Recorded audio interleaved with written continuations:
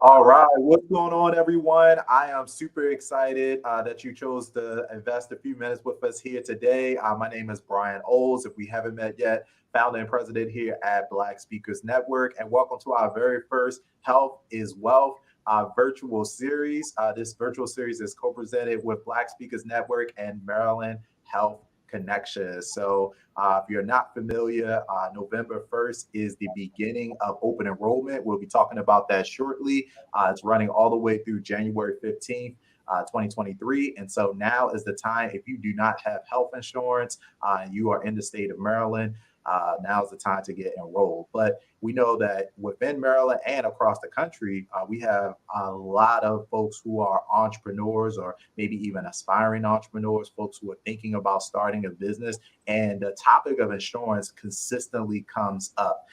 And it is something that I know intimidated me. When I first started my company, I had no idea, if I left my corporate role, if I'll still be able to get insurance, what type of insurance I needed, so many questions. And so because of that reason, we partnered up with Maryland Health Connection, and we've created this series to help answer some of those. And of course, I'm no financial expert. I'm no insurance expert. So I had to tap into the Black Speakers Network community and find not only an expert, but actually the person that helped me find health insurance, and not just any health insurance, the right health insurance through the Maryland Health Exchange. And that is Dr. Constance Craig Mason, who is here with us. So, Constance, welcome. I'm going to introduce you in a moment, but first and foremost, thank you so much for joining me today. My pleasure, Dr. Brian. This is going to be a great conversation. So if you haven't met Dr. Constance Craig Mason, let me tell you a little bit about her. She is the CEO of Concierge Financial Advisory and the president of Money Concepts, Wealth Management and Financial Planning. As a dedicated financial advisor, she is an award-winning insurance broker. And when I tell you she is passionate, she is a passionate, not only about the financial space, but also an accomplished, passionate international speaker, 8-time best-selling author, and teaches her clients to correctly manage their money so that they can live the life they want without worrying about money. So as you can see, we have some knowledge here on the series to be able to talk about some wisdom. So here's what I would like you to do. If you are an entrepreneur, just drop let's keep it fun. Just drop a couple dollar signs into the comments. I know we have folks watching from all across the country. So if you're an entrepreneur, let's do this. If you're an entrepreneur, drop $1 sign. If you are an aspiring entrepreneur, drop $2 signs. And if you are maybe, let's say you're not an entrepreneur, you're not an aspiring entrepreneur, but you're just here to get the information in case you may one day need it, drop $3 signs into the chat so we could just know who we have with us. But Constance, I'm excited about this conversation. Again, thank you so much for joining. And I want to dive right in so we have as much time as possible to get some of these questions answered. And so as we move forward, I've just read a little bit about your bio, but from your own experience, can you tell us what led you to become so passionate about insurance? I think most of the time, I've never met anybody who is as passionate, has been such an advocate as you. But I'm really curious to know where that came from, and then also what led you to make sure that others, whether your family or people around you, also had the correct coverage in place. That's a great question, Brian. I do think I might be one of a few people who get excited about insurance. Insurance seems so boring and contracty, if that's a word.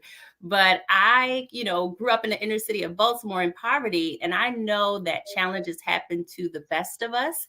And oftentimes I'll share with people, it's not about, if something will happen, it's when it will happen. And I do know that when life happens to us, we want to be resilient. We want to be able to bounce back, get on our feet.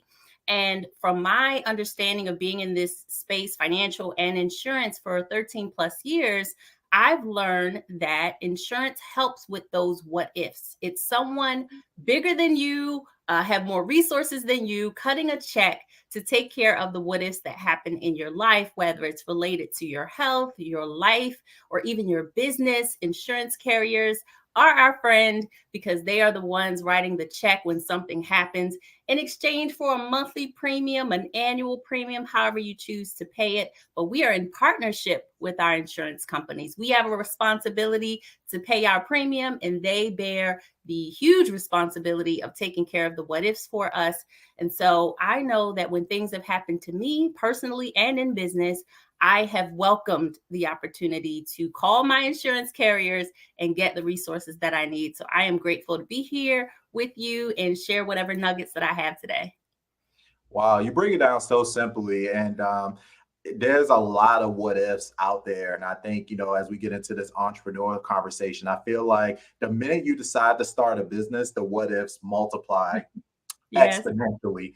I remember making the transition, and one of my big what ifs is who is actually going to cut that check, but also I'm not sure what situations I'll be finding myself in. Business travel, starts to pick up. Nobody could have predicted. I actually, as you know, Constance, I left my full-time corporate job in April of 2019. And then, of course, COVID-19 was right around the corner. So who knew that we were going into a big pandemic? So as you mentioned, there are so many what ifs out there that insurance just makes a lot of sense. And we're transferring that risk to another party to take care of us. And so Yes. I'm so glad that you broke that down very simply. And so speaking of entrepreneurs, let's get into this idea. What, in your opinion, what kind of insurance is essential for entrepreneurs, in your opinion?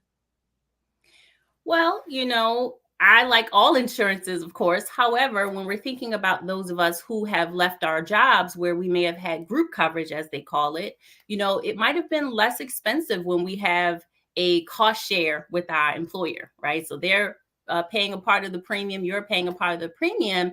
And we have this misconception about what insurance actually costs sometimes when we've been in that kind of environment. And so when you're an entrepreneur, you have to build everything yourself. You have to build your benefits plan, you have to build your retirement plan and cover the what if. So I would say, if at all possible, start with the health insurance, primarily because if there's no you, there's no business.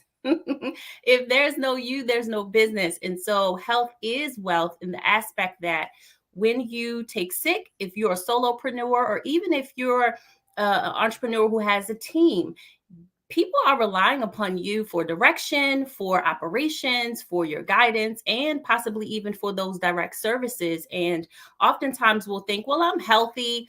I'm okay. I don't really need it. I'll put it off for now, or I'll wait until I get more revenue coming in, and then I'll consider getting my benefits plan. But listen, we know the day nor the hour where we might take sick or where we may pass away in the worst case scenario. So I would definitely lead with health insurance. And then my next thing would be life insurance and then your supplemental plans. And we can dig into those later in the conversation, but definitely try health, then life, and your supplemental. Wow, yeah, I love what you said. There is no you if there's no business. I actually have a phrase up on my wall, Constance. You probably heard me say this before, but there's a kind of, I call them the Brian three reminders. And then the number two reminder is that you have to put your oxygen mask on yourself first before you can actually help anybody else. And so I know oftentimes when you go out to start a business, you're thinking about your total market. There's a problem that you want to solve. There are hundreds of thousands, in some cases millions of people that you're trying to put, the oxygen mask on, but you can't do that if you yourself aren't protected. And so I love that. So start with health, then life, and then start thinking about supplemental and secondary coverages. Yeah. I love that. I love that. So I'm sure that there are a lot of people that may have misconceptions as it comes to getting coverage. And actually, we'll probably let's drill in on the health insurance part since, health is wealth, as you mentioned. So specifically, what are some of the common misconceptions that you've seen current and aspiring entrepreneurs have as it relates to health insurance? I know I had my own, so we could talk about that, a little bit. But yeah, you help people actually, navigate this process here in Maryland, as you mentioned. You helped me go through the health Maryland Health Connection to find the right plan. But like, what are some of the common things that you hear people maybe think is true, but not necessarily true when it comes to health insurance? Well, one of them is what I was just speaking about, people who have been traditionally healthy, like myself. I'm 43 now. And a few years ago, I was like, I'm healthy too. I don't really need, much, and there are some people who feel like if I get sick, I'll go to the emergency room, right? That's what they're there for. I'll go and get checked out. If it's anything serious, they'll help me and they'll take care of it. Not really realizing that a lot of people, especially now, are using the ER as a primary care doctor. And that's not what they're there for, right? They're there to make sure that no life-threatening things are occurring with you at that moment. But, our primary care doctors are our go-to for making sure that we're healthy and to try and prevent a lot of these critical things that do come up that send us to the emergency room. So one myth is that, oh, if I get sick, I'll just go to the emergency room or the urgent care, when oftentimes I want us to get in the mindset of being more proactive about our health and not reactive, right? Because some things we can't come back from, unfortunately. So stop using the ER as your primary care and get yourself a relationship with a primary care doctor, and stop thinking that you're always going to be healthy, because again, life happens to us, right? We do see some people who live well into their 100s, but oftentimes when they're interviewed, they're saying, I take care of myself, right? I settle myself, I pray, I meditate. They give us good advice that we don't often take heed to. And the other one is, people say, I can't afford it. The premium is going to be too much for my budget. I just started my business and I don't really have a lot of clients. So the affordability is an issue for a lot of people. But I will just share even my own story quickly. A few years ago in 2019, I was fully healthy at 40 years old. The only thing I was troubled with was depression and asthma, and both were well controlled for many years. So I turned 40 that year. I was super excited. Everything was going well in my business and in my personal life. I had a grandbaby on the way, and I got struck with depression really bad. It came out of nowhere. Okay. And then we know, since health is wealth, our mentality also has a lot to do with what shows up physically in our body. And so because I was mentally down, my body started to break down as well.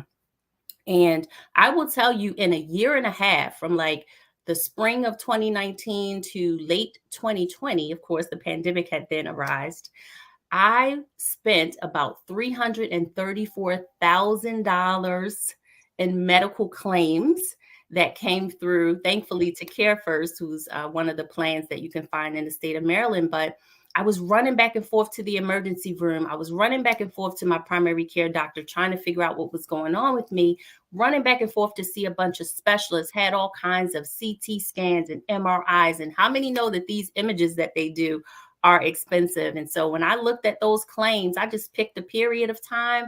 And like I said, it was $334,000 in medical claims that were submitted and paid on my behalf. And you know what I had to pay? A $1,500 deductible. And I was 100% covered for the rest of it.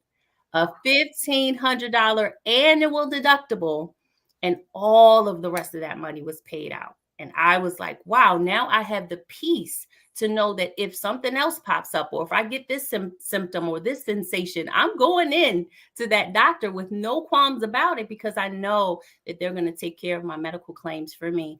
And so I brought that up to say it can happen to any of us, young ones, older ones, healthy, unhealthy. You just definitely never know when it's going to pop up, and you want to be at peace about it. Yeah, you brought up so many incredible points, Constance. I think the notion of not using your hospital or the emergency room as a primary care doctor is a very important concept. And I think there's always, I think, for anything in life, I mean, you're in the financial space, so I'm sure you see this in other areas when it comes to like, savings or managing debt. I feel like anytime in life when we adopt a posture of waiting until the last minute or waiting until like things get critical, it's always going to be more expensive on the back end versus proactively managing a situation. I'm sure a lot of credit card companies and stuff like that, they capitalize on the fact that, oh, you're going to be in a tight space, or oh, you're going to pay late. And so same thing with our health. I think I'm sure ambulance rides and, ER visits are a lot more expensive. Yeah. And then to your point, sometimes you may not be able to get back from that. So I love the fact that you pointed that out. You also brought up the, depression. And so that opens up a larger kind of conversation around mental health services, which again, Right. I think sometimes we don't want to think about, we don't want to talk about, and it may not necessarily manifest itself as mental health, quote unquote, emergencies, but Right. that is something that you have access to once you get on many medical plans. And so having access to adequate mental health services is super important. I know I've been taking advantage of that for years, and particularly as an entrepreneur, it's been incredibly helpful. And so many things that you just unpacked that I think people may or may not be necessarily thinking about when it comes to health insurance. But now is the time, particularly as open enrollment is coming around, to really be thinking about your coverage with that. So, Absolutely. but that story, $344,000, like, Yeah. and only having to come out of pocket with 1,500, Yep. that is the reason insurance was invented. Like health Hmm. insurance anyway. So that is good stuff. I want to talk a little bit about the you mentioned the benefits of insurance, and perhaps there are some people now that probably already realize that. However, insurance could be a very complicated product. That's one of the reasons why I called you crying, trying to like figure it out. I'm like, it's complicated, but it's also consequential. Like it's very important, as we've been talking about. Now, in the state of Maryland, we have about 4% of the population. That's about 6 million people who currently don't have health insurance coverage. What advice would you give to people who are just intimidated or maybe frustrated about the process of just selecting an insurance plan, buying it, and getting up and running? Well, I would say speak up. I know that your platform at BSN is Speak Up, Your Audience Awaits. Speak up, let people know that you firstly are in the market for insurance. And oftentimes we'll use our social media as a way to gain resources or community, collaborate with people. And so if you share that, hey, I'm looking for health insurance, life insurance, whatever, I know oftentimes I get tagged, when people are looking for those kind of resources, I get tagged by people who know that that's what I specialize in. And people will begin to share with you their agents, right? Their insurance agents that they have used, such as Brian shared. Also, even the Maryland Health Connection, they do have resources there where independent insurance agents, health and life, are hooked up with the Maryland Health Connection, where you could get in contact with someone through that website, as well as they do have something called the navigators. So the navigators are their in-person resources where you can go and sit down with someone and ask them about eligibility for health insurance and how, these plans work. Should you have a plan with a deductible or one without a deductible? And what does that impact have on your monthly premium? And you make that decision. So help is definitely out there. We just have to speak up and let people know what we're looking for.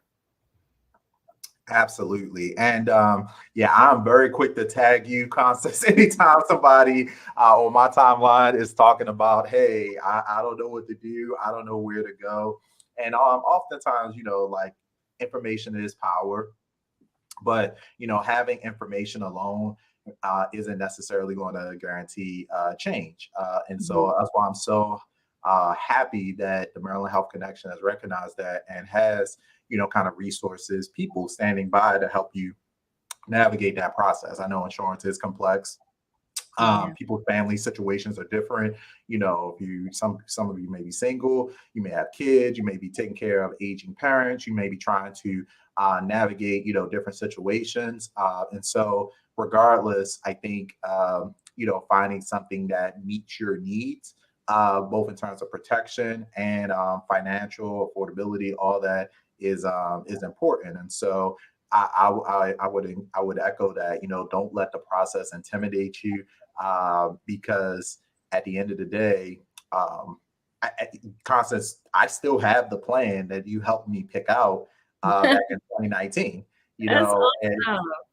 Yeah, we look at it every year, but it's kind of like, hey, it still meets my needs. My family hasn't grown, whatever. So it's like, okay, this is good. So in a lot of cases, you got to do the work once, and then it'll continue to add value on and on. So good stuff. Good stuff.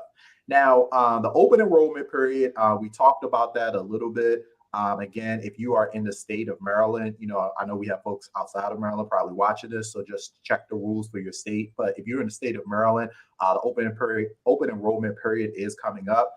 That is going to be running from November 1st to January 15th of next year. And so, Constance, in your opinion, why is this period so important for people who have insurance and for people perhaps who don't have insurance? Good question. And I love that you gave the dates for open enrollment.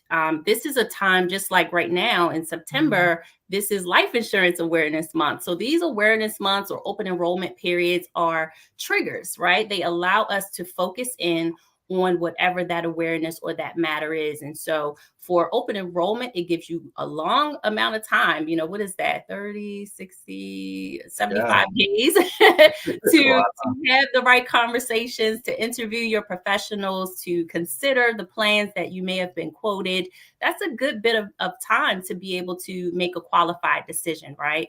The other thing that I wanted to share, since we're talking about the timeframes, is that if you are self-employed and you have at least one employee, not including yourself, your spouse, or your children or family members, but you do have a full-time employee working with you, you are able to shop for insurance through the health exchange at any time, not just during open enrollment. So again, if you are a small business owner with at least one full-time employee that is not you, your spouse, or your family members, you could get what they call SHOP benefits at SHOP. Which stands for Small Business Health Option Program. So the SHOP program is available to you all year long if you do qualify with that one full-time employee. And they have some other metrics that you have to qualify for. But that's one, reason that we should be having these conversations, is that we'll know when we can enroll in these programs. The other thing is, if you feel like you might not be able to afford the health insurance premium based on your income and things of that nature, you may be able to qualify for like a Maryland Medicaid program. So Medicaid program, again, you're allowed to apply for that at any time, not just during open enrollment. So if you find that you're on the lower income side of things at this present time and you still need health insurance, you can get your Maryland Medicaid program through the Maryland Health Connection, and you can also go to your local Department of Social Services to apply. So there are many ways that you can get insured. You just have to know where to find those resources. And people like myself, Brian, and other leaders in the community, especially in small business space, will be able to connect you to people who can help you to keep up with these timelines and to get the benefits that make sense for your family. And as far as the affordability, there's also, and I talked about this with you, Brian, when we had, I think it was an estate planning type of summit. And we were talking about affordability and how to leverage this opportunity to get covered and have great conversations with financial experts. There is a tax credit called the APTC, Advanced Premium Tax Credit. So again, based on your income, and you can get that through the health exchange, you fill in a little bit of information and they'll tell you if you qualify for the tax credit. Now that tax credit is good because if you qualify, you'll be able to get a discount or a credit towards your monthly premium, and it goes directly to the insurance carrier on your behalf. So if your premium was $500 a month and you qualified for that APTC, you might be able to bring that $500 monthly premium down to something very reasonable based on your income. And then they'll send you a form or a statement at the end of the year, which kind of confirms how much premium credit they paid on your behalf. And you would file that with your tax return, and you would reconcile the credit with your actual income. So you can do it that way. Or the other way is you could just simply pay your premium yourself. And then when you file your tax return, you'll be able to utilize that tax credit in full for whatever it was you would have qualified for throughout the year. So again, don't let affordability be the reason that you're not having these conversations and that you're not pursuing coverage. Just make sure that you speak with people who are knowledgeable and make sure that you get what you need. Constance, I feel like I learned something from you every time, whether it's a short conversation, long conversation, webinar, conference. Like I always walk away, learning something. And so, absolutely, there are so many programs and resources, and I think sometimes we just don't realize like how much we have at our fingertips, and that's the reason why I'm so excited that we could have conversations like this. And so, uh, if you are getting something out of this, if you've had a couple light bulbs go off, if you feel like, man, I'm really going to take advantage of some of the things we were talking about, just go ahead and drop a yes in the comments, because we would love to see the folks that are taking advantage of this. And perhaps you may know someone. Again, I know we have people from all across the country watching, but you may know people in Maryland, or you yourself maybe in the state, or you may be outside the state, you're just thinking about this holistically. Consider sharing this, share this information, because listening to you just now, Constance, makes me realize like, wow, truly, first of all, I cannot believe that it's already fall. The year goes by so fast, and open enrollment will have come and then gone before you know it. And so, what I want to encourage folks to do, not only to share this, but I don't believe anything happens until you put it on your calendar. And so the things that Constance is talking about, even if you just need to put a calendar reminder for a week from now to say, you know what, this was great information. Let me find that link. Let me put it on my calendar. Let me go to Maryland healthconnection.gov. Just put it in your calendar somewhere where you could get back to it, so that it won't be January 30th of next year and you're wondering to yourself, man, I missed my opportunity, I missed my window, and now you have to wait. If you're getting something from this, drop yes into the comments. Make sure you share it, and also make sure that you set some time up for yourself to come back to this, where you're in a place where you could sit down, start going through whether you need to bring your spouse in, family, etc. Like, make sure you prioritize this. So, Constance, we're coming to the end of our conversation again.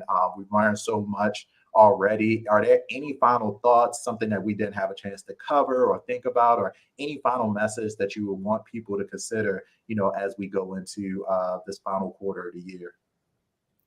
Sure. So the last thing that I will say is for our transitioning people who might be going from employer to self-employment or having life changes. So there are definitely other times where you could enroll in your benefits for the Maryland Health Exchange, and that would be what they call the SEP, or a special enrollment period. So if you're someone who has lost your job, your income has changed, or you are married now and you weren't previously married, or you have a new child, even adopted or foster children, those are considered special enrollment periods, and they give you up to 60 days from the change, or whatever the date of the change is in your life. So if you got married, it's the married date. If you've adopted a child, it's the date that child came into your legal possession. So just think about the special enrollment periods as well. When things change in your life, does that qualify you to now change your insurance? So that's my last tip, and pass it back over to you, Brian. All right, Constance, thank you so much. And I'll leave Constance links as well, so that way you could connect with her if you're trying to get more information. But this has been such a rich conversation. Health is indeed wealth. And I'm so excited that we could take a few minutes just to kind of dive into these topics, and make sure that you can find the right insurance as an entrepreneur. And really, everybody right now, everybody needs insurance. So let's put that on the table. But we really wanted to drill into this conversation around entrepreneurs, because we know we have so many folks that are either in that space or leaning into that direction. So as we go forward, I'm going to say this.